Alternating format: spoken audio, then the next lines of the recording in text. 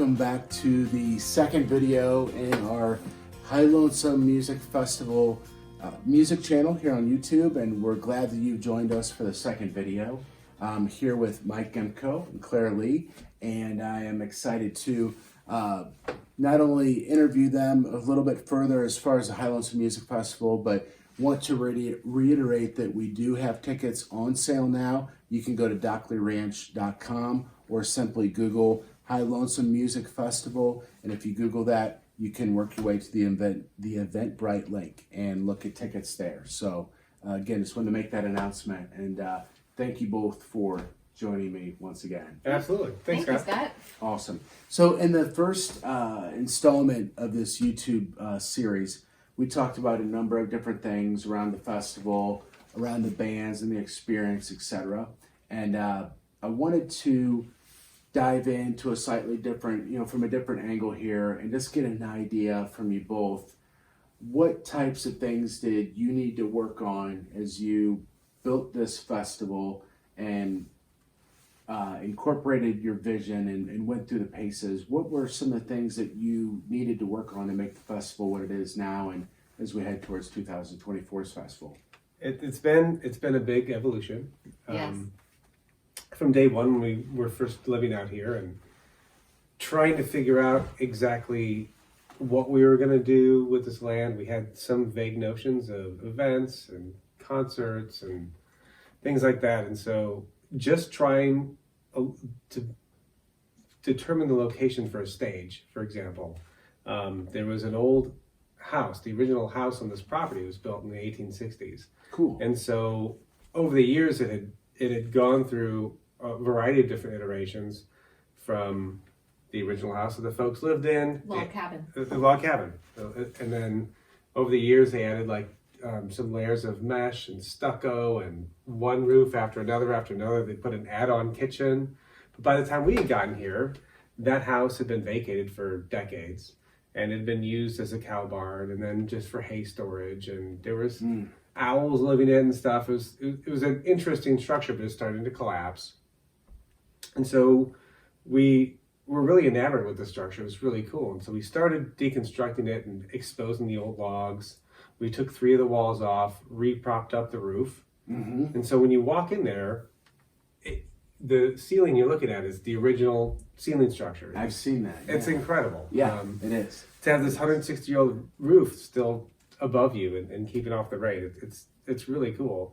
And then I built a bar underneath it just out of a whole bunch of salvaged wood, and started building little bar tables and stuff all around it from the old barn that had collapsed, using old barn wood.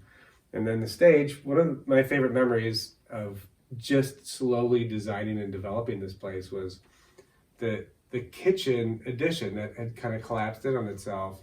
Claire and I slowly unearthed that wall and dragged it Down the hill.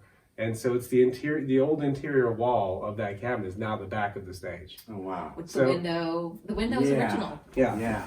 So I didn't know that. Yeah. And so just putting all that together, and I was a teacher for 30 years. And so coming out here and learning how to use tools and learning how to use these big machines and tractors, and it's been a really interesting learning curve. And that was challenge number 1. Yeah.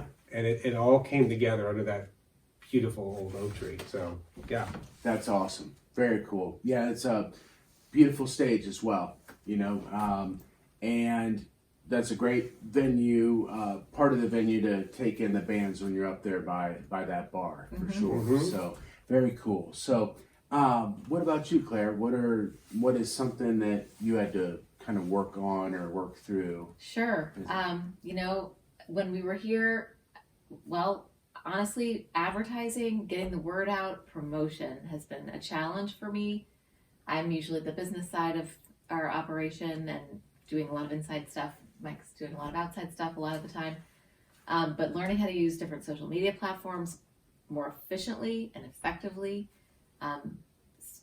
For example, Instagram, I didn't use it before, and now it's something I'm using semi-regularly, probably not enough. Yeah. To try to promote and get the word out to people. So a lot of technology has been learned That's related awesome. to this. for sure. Yeah. Well, I know that you've come a long way with that as well. You've done an awesome job. So Thanks.